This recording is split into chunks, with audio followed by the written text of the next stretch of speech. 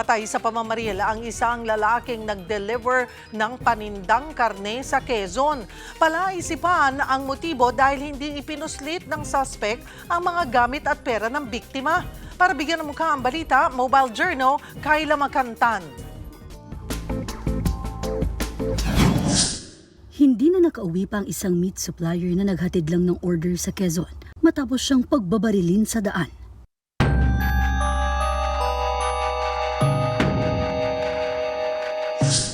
Bandang 1:00 ng madaling araw kahapon nang lapitan ng isang concerned citizen ang mga nagpapatrolyang pulis. Isang lalaking nagmamaneho umano ng tricycle ang duguan sa gitna ng daan na mukhang pinagbabaril.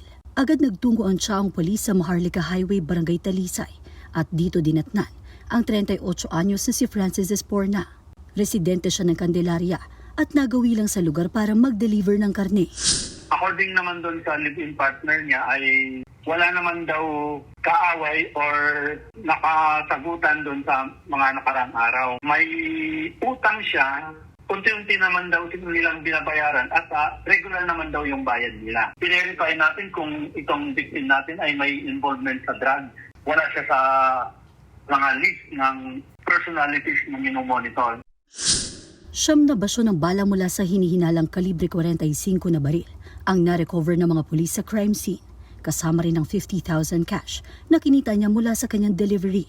Ganon din ang cellphone. Kaya malabo raw ang motibong pagnanakaw. Isa rin tinitignan namin, road rage. Baka may nakasabayan siyang doon sa daan kasi madaling araw, walang gaanong stock tumatutulin. Lahat naman ang tinitignan natin.